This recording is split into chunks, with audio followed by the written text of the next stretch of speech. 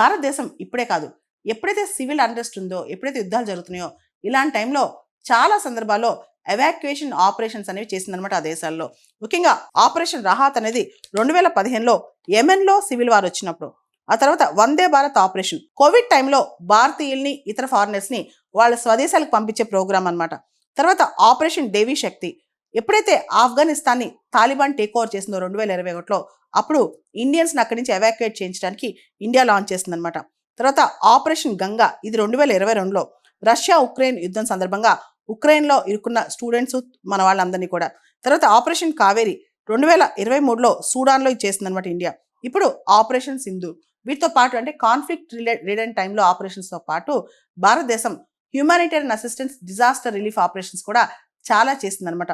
ఉదాహరణకి ఆపరేషన్ బ్రహ్మ, రీసెంట్గా మయన్మార్ ఇలాంటి ప్లేస్లో ఎర్త్క్వేక్ వచ్చినప్పుడు ఇండియా సపోర్ట్ చేయటం.